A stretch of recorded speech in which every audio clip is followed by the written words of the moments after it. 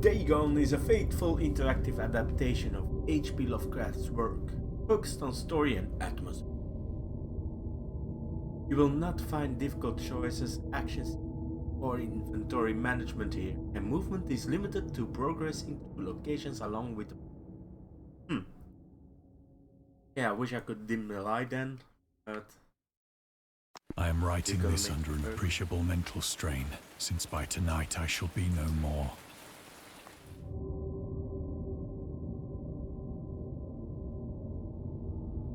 During the game, you will encounter interactive elements. Some of them will allow you to continue your journey. Others reveal interesting facts about the original short story, its historical background and the author. Some of the trivia is hidden. In order to find these secrets, focus your eyes and look for the Elder Sign. Oh, okay, so that branch. You can also access all the found facts later. They will be available in the main menu. Let's find the main game, shall we? First of all, that's gonna be mission. So you can only play this game on a controller, by the way. I had it on my wishlist. Steam? No idea they were making it free though. So that was a pleasant surprise when it came out. Okay, I guess let's... Penniless, and at the end of my supply of the drug which alone makes life endurable, I can bear the torture no longer, and shall cast myself from this garret window into the squalid street below. Do not think from my slavery to morphine that I am a weakling or a degenerate. When you have read these hastily scrawled pages, you may guess, though never fully realize, why it is that I must have forgetfulness or death.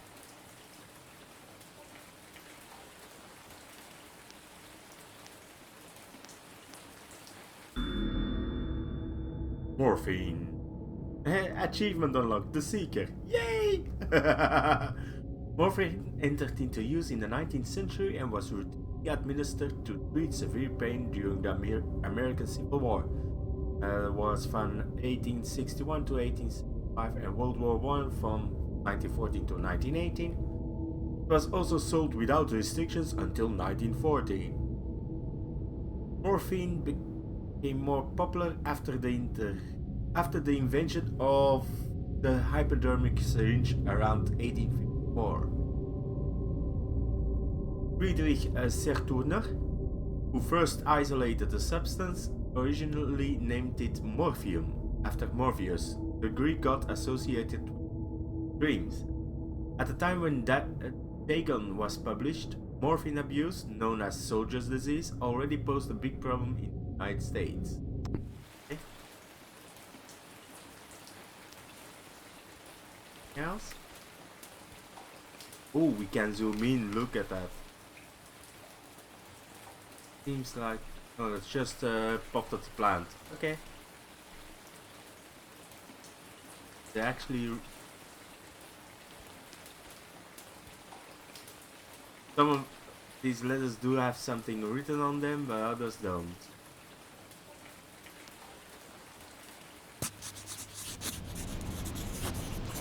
It was in one of the most open and least frequented parts of the broad Pacific that the packet of which I was supercargo fell a victim to the German sea raider.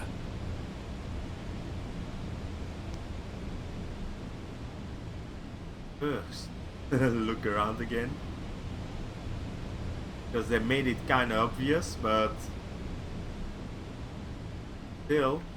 want to find them all. Yeah, put the movement speed at 100%. I also turned off motion blur.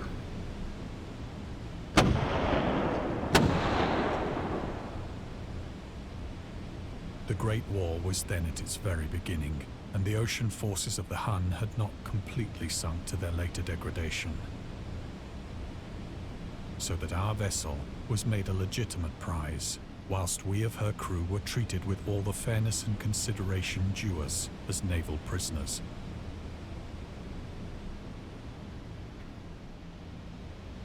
So we've got Asian there.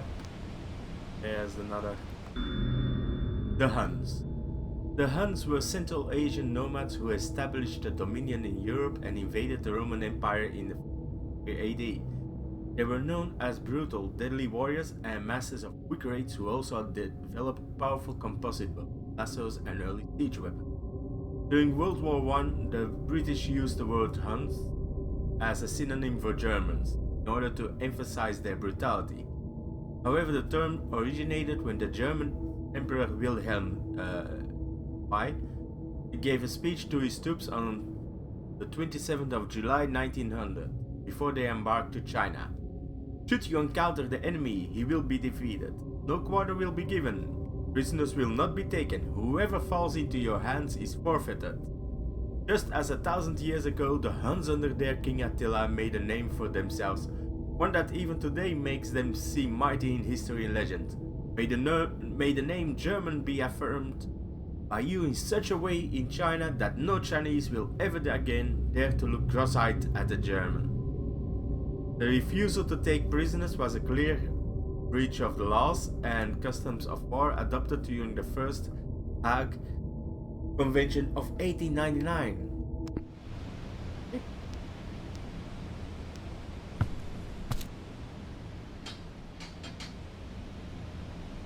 So liberal, indeed, was the discipline of our captors that 5 days after we were taken, I managed to escape alone in a small boat with water and provisions for a good length of time.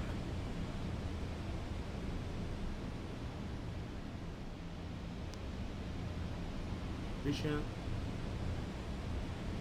And there's no question mark, right? Let's continue. When I finally found myself adrift and free, I had but little idea of my surroundings. Never a competent navigator, I could only guess vaguely by the sun and stars that I was somewhat south of the equator. Of the longitude, I knew nothing, and no island or coastline was in sight. Look at the graphics though. And they make this free. There's the moon. The question marks. What about the North Star or something?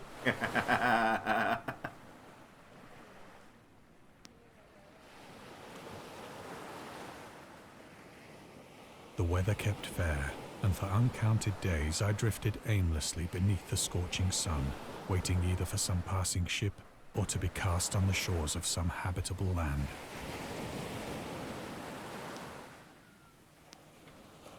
Water skiing.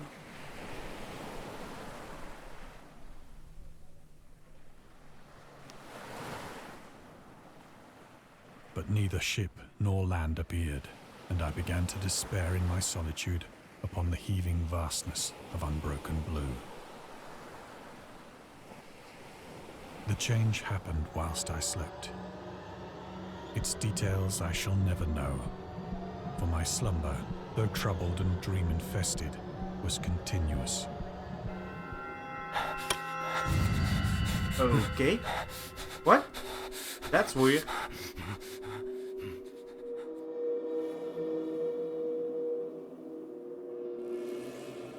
Look at that squirming.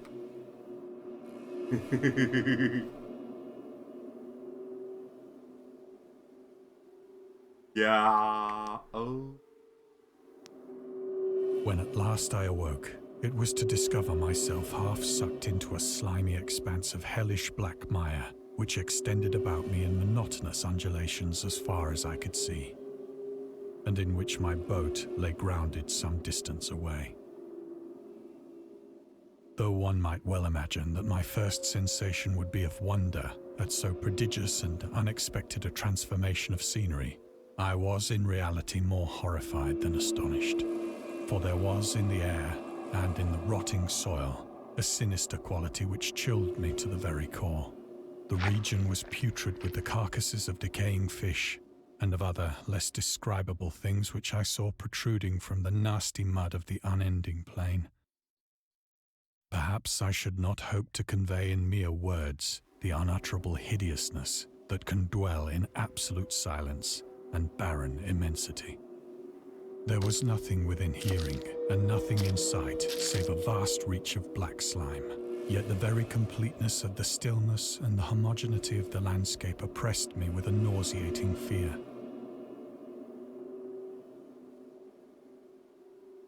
The sun was blazing down from a sky which seemed to me almost black in its cloudless cruelty, as though reflecting the inky marsh beneath my feet.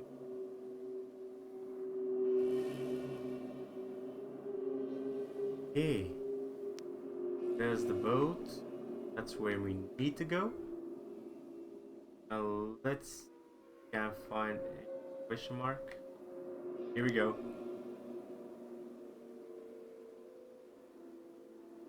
Trilobite? The origins of Dagon.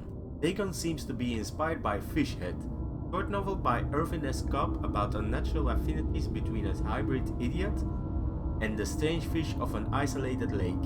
Supernatural horror in literature, H.P. Lovecraft. And Lovecraft's dream about a strange island emerging from the ocean and him crawling in ooze that covered its surface. A dream that whole hideous crawl and can yet feel the ooze sucking me down. In defense of Dagon, H.P. Lovecraft. Lovecraft's interest in the topic stemmed from his aversion to and sea smells in his own world. I've hated fish and feared the sea and everything connected with it since I was 2. But cannot recall what earlier experience gave me such a profound and lasting aversion to The Dwelling Darkness, Lovecraft 1927, Donald Van Dyke.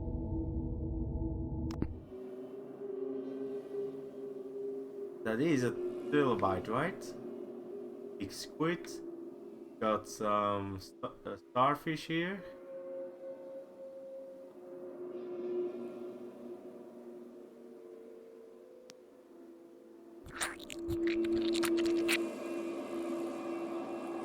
As I crawled into the stranded boat, I realized that only one theory could explain my position.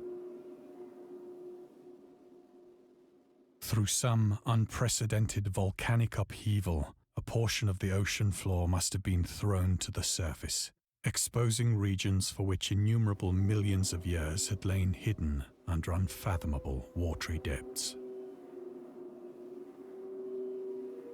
So great was the extent of the new land which had risen beneath me that I could not detect the faintest noise of the surging ocean, straining my ears as I might.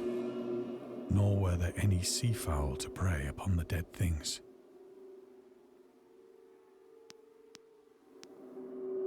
Dead fish is concentration. Let's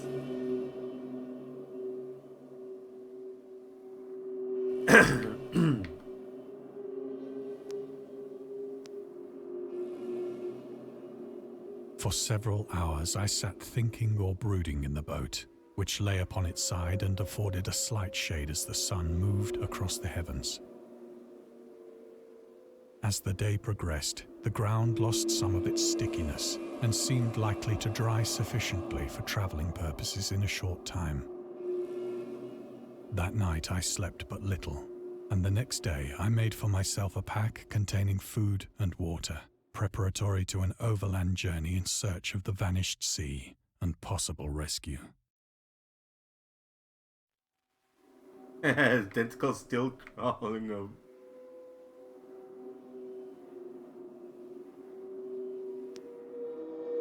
Yeah. Often. Part of this story. Let's get on. On the third morning, I found the soil dry enough to walk upon with ease.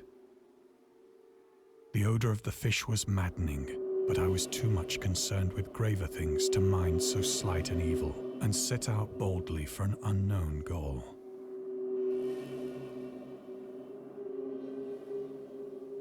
Distance, yeah. And this is one giant squid too.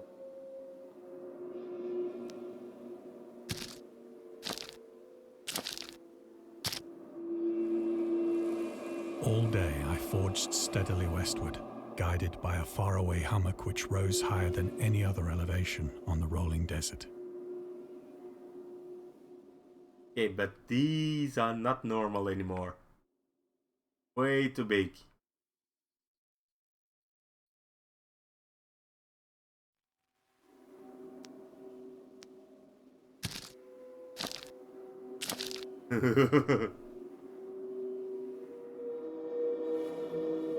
That's a whale, but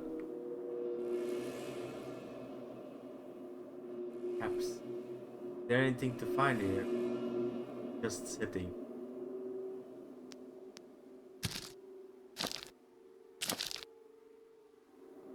That night I encamped, and on the following day still travelled toward the hummock, though that object seemed scarcely nearer than when I had first espied it. Okay, so no more squid, but this is a sea serpent. What? I think so, at least. Or worm. A big...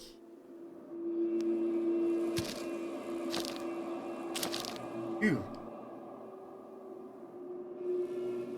Beautiful though. By the fourth evening, I attained the base of the mound, which turned out to be much higher than it had appeared from a distance. An intervening valley setting it out in sharper relief from the general surface. Too weary to ascend, I slept in the shadow of the hill. I know not why my dreams were so wild that night, but ere the waning and fantastically gibbous moon had risen far above the eastern plain, I was awake in a cold perspiration, determined to sleep no more. Such visions as I had experienced were too much for me to endure again, and in the glow of the moon I saw how unwise I had been to travel by day. Without the glare of the parching sun, my journey would have cost me less energy. Indeed, I now felt quite able to perform the ascent which had deterred me at sunset. Picking up my pack, I started for the crest of the eminence. That first look around to see at any question marks again. No? I have said that the unbroken monotony of the rolling plain was a source of vague horror to me. But I think my horror was greater when I gained the summit of the mound and looked down the other side into an immeasurable pit or canyon,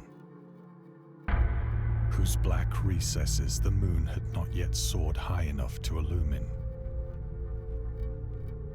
I felt myself on the edge of the world, peering over the rim into a fathomless chaos of eternal night. Oh. Through my terror ran curious reminiscences of Paradise Lost, and of Satan's hideous climb through the unfashioned realms of darkness. As the moon climbed higher in the sky, I began to see that the slopes of the valley were not quite so perpendicular as I had imagined.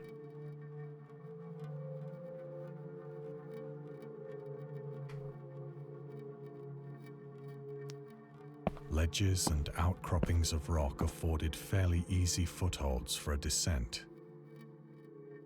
Almost as if intended. Huh?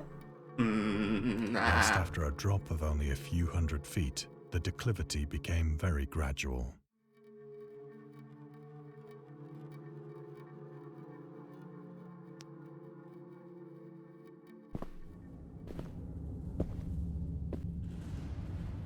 Urged on by an impulse which I cannot definitely analyze, I scrambled with difficulty down the rocks and stood on the gentler slope beneath, gazing into the Stygian deeps, where no light had yet penetrated. All at once, my attention was captured by a vast and singular object on the opposite slope, which rose steeply about 100 yards ahead of me, an object that gleamed whitely in the newly bestowed rays of the ascending moon.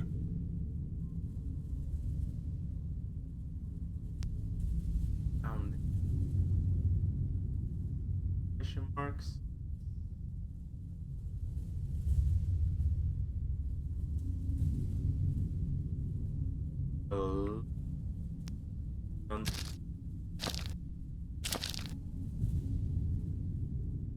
that it was merely a gigantic piece of stone, I soon assured myself. But I was conscious of a distinct impression that its contour and position were not altogether the work of nature. A closer scrutiny filled me with sensations I cannot express.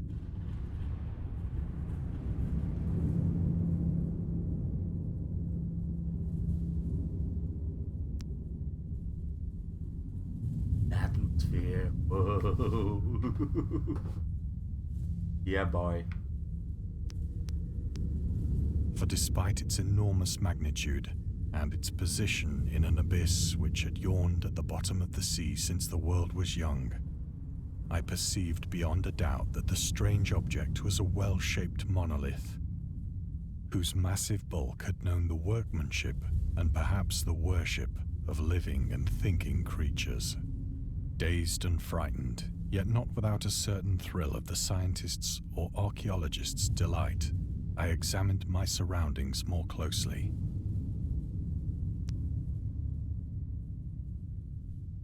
First have a look-see around ourselves.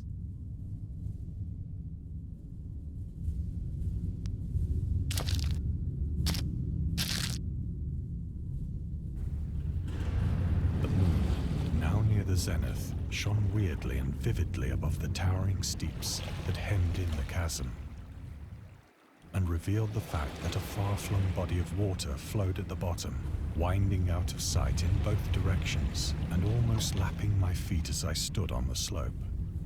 Across the chasm, the wavelets washed the base of the cyclopean monolith, on whose surface I could now trace both inscriptions and crude sculptures.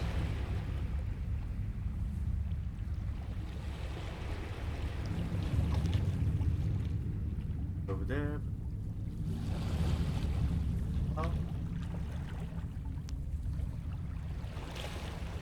The writing was in a system of hieroglyphics unknown to me and unlike anything I'd ever seen in books, consisting for the most part of conventionalized aquatic symbols such as fishes, eels, octopi, crustaceans, mollusks, whales, and the like. Several characters obviously represented marine things which are unknown to the modern world, but whose decomposing forms I had observed on the ocean-risen plain. It was the pictorial carving, however, that did most to hold me spellbound. Ooh. Here we go again. Oh, look at those drawings.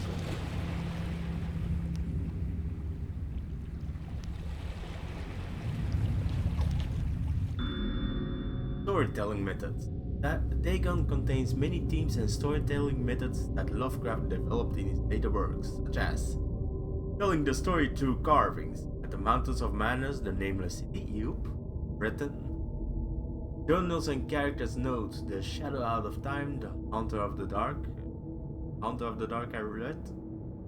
Islands emerging from the ocean, Call of Cthulhu, or fictional beings and deities based on real events and mythologies. Ego in the Whisper in Darkness. It also considered the origin of the popular Cthulhu mythos. It's also not. Some of Lovecraft's other stories also conclude in a manner similar to Dagon, but let's skip the details in order not to spoil the ending. Lens.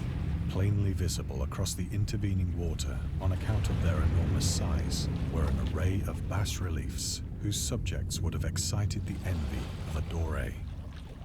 I think that these things were supposed to depict men, at least a certain sort of men, though the creatures were shown disporting like fishes in the waters of some marine grotto, or paying homage at some monolithic shrine which appeared to be under the waves as well.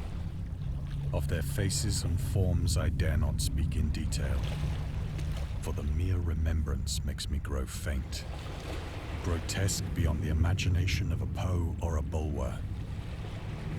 They were damnably human in general outline, despite webbed hands and feet, shockingly wide and flabby lips, glassy, bulging eyes, and other features less pleasant to recall. Curiously enough, they seem to have been chiseled badly out of proportion with their scenic background. for one of the creatures was shown in the act of killing a whale, represented as but little larger than himself. I remarked, as I say, their grotesqueness and strange size, but in a moment decided that they were merely the imaginary gods of some primitive fishing or seafaring tribe. Some tribe whose last descendant had perished eras before the first ancestor of the Piltdown or Neanderthal man was born. Really now? Mm-hmm. Yeah, all those characters in Tulu Mythos, at certain points they are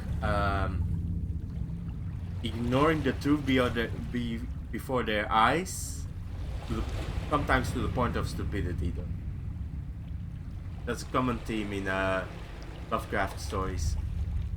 Awestruck at this unexpected glimpse into a past beyond the conception of the most daring anthropologist, I stood musing whilst the moon cast queer reflections on the silent channel before me. Then, suddenly, I saw it. Ooh, see the water? With only a slight churning to mark its rise to the surface, the thing slid into view above the dark waters. Loathsome, it darted like a stupendous monster of nightmares to the monolith, about which it flung its gigantic scaly arms, while it bowed its hideous head and gave vent to certain measured sounds. I think I went mad then. Of my frantic ascent of the slope and cliff, and of my delirious journey back to the stranded boat, I remember little.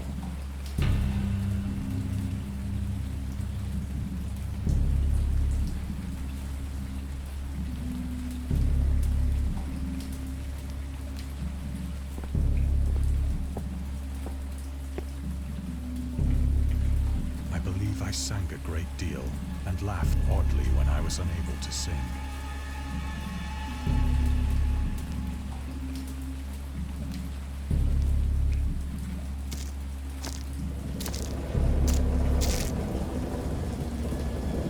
I have indistinct recollections of a great storm sometime after I reached the boat.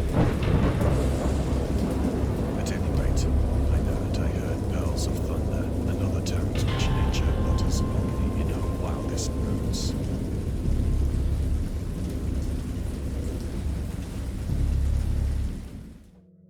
Squid stopped moving though. Finally dead. When I came out of the shadows, I was in a San Francisco hospital. With broken ceiling top. Brought thither by the captain of the American ship which had picked up my boat in mid-ocean. In my delirium, I had said much, but found that my words had been given scant attention. Of any land upheaval in the Pacific, my rescuers knew nothing. Nor did I deem it necessary to insist upon a thing which I knew they could not believe.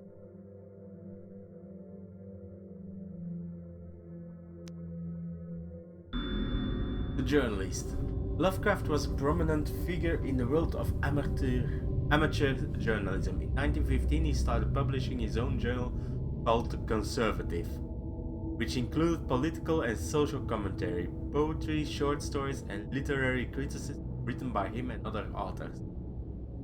Howard was a skilled wordsmith, but he also took criticisms to heart, which resulted in his decision to step away from writing poetry and concentrate on weird fictioning, for the first time since his teenage years. Dagon, published in 1917, is one of the short stories written during that period. In this example excerpt from The Conservative, the master of horror fiction explains his attitude towards warfare and the idea of world peace. Why any sane human being can believe in the possibility of universal peace is more than the Conservative can fathom. Should the entire civilized world agree simultaneously to disarm, one or more nations would undoubtedly retain secret armament and at the proper time take advantage of their more altruistic and less astute contemporaries in a wild career of conquest against unarmed victims. No counter is or even can be above warfare, till the basic impulses of the human animal shall have miraculously changed. Yeah, pretty true.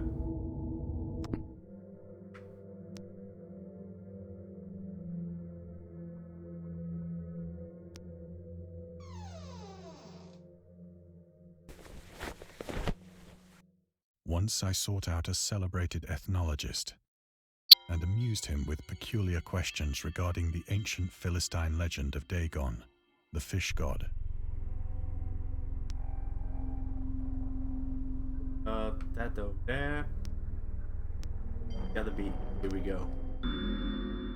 Dagon, or also called Dagon, was the main deity of the Philistines, worshipped throughout the Middle East as the ancient god of fertility and crops.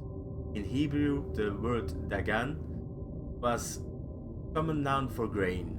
The rulers of Akkad, Mesopotamia, chose him as the patron saint of their war conquest. He also appeared as the judge of the dead in an Assyrian poem and an underworld prisoner warder in one of the Babylonian texts.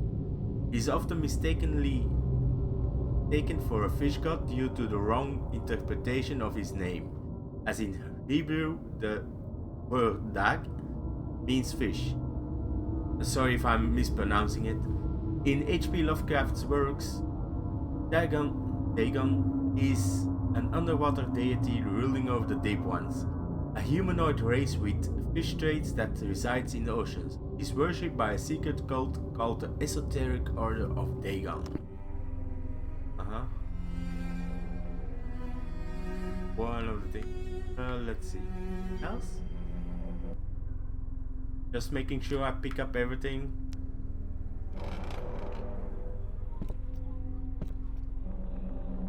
But soon perceiving that he was hopelessly conventional, I did not press my inquiries.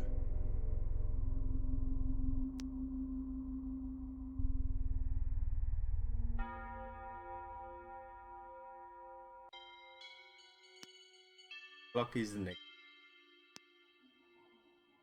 This is... Oh, the Necronomicon? Really? August Derlet and the Cthulhu Mythos. August Derlet was an American writer and anthologist. He also befriended Lovecraft and published many of his works through his company, Arkham House.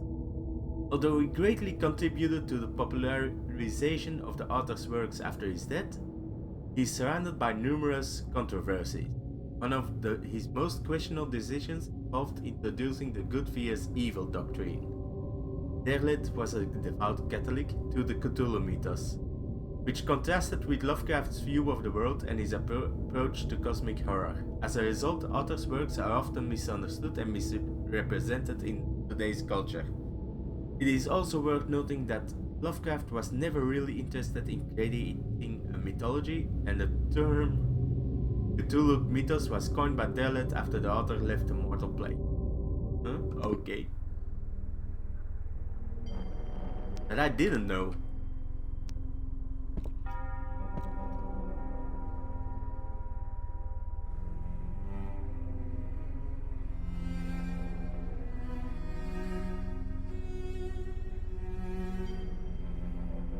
And now?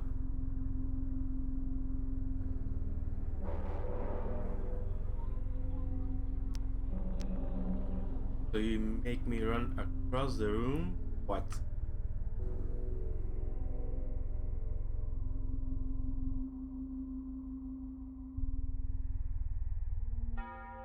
Don't see mark or something like that I'm missing? If you guys see me missing something, then please do say so in the comments.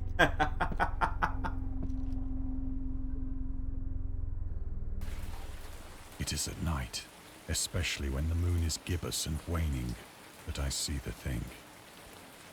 I tried morphine, but the drug has given only transient surcease and has drawn me into its clutches as a hopeless slave. So now I am to end it all, having written a full account for the information or the contemptuous amusement of my fellow men.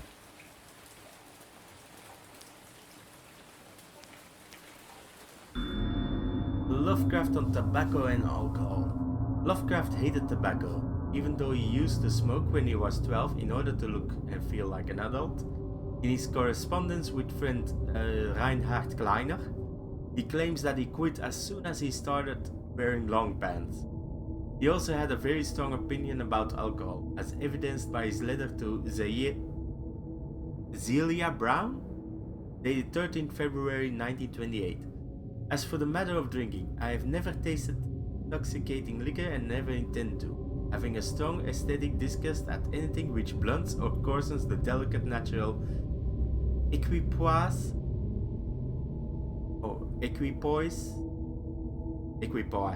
of the evolved human intellect and imagination. Drinking excited my personal repugnance, hence I don't drink. Let the herd do what they will, I'm rather in favor of prohibition. The prohibition of any one antisocial force as well as of any other. Source: The Spirit of Revision. Lovecraft's letters to Zela Brown, Reed Bishop, H.P. Lovecraft, Sean Brady, and Andrew Lehman St. Joshi. Anything else? I hope I've got them all. Is that a screen?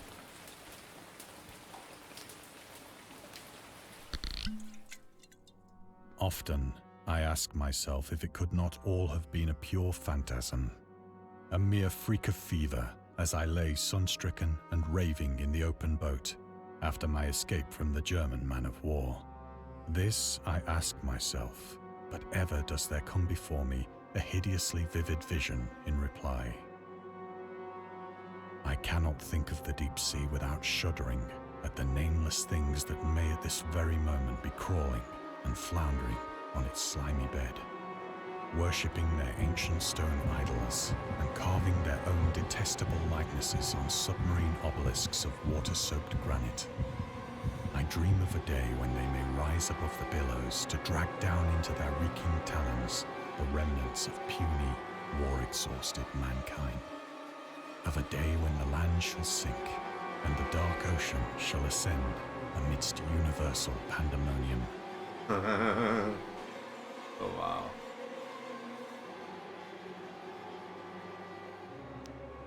Look at that. Oh.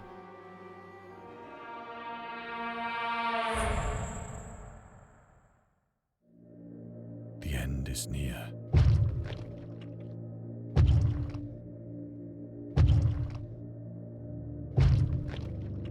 I hear a noise at the door, as of some immense slippery body lumbering against it.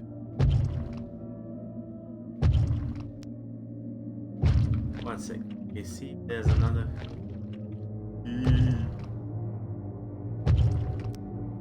It shall not find me.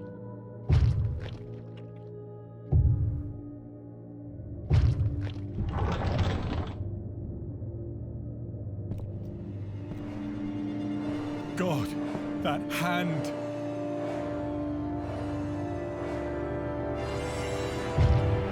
The window! The window!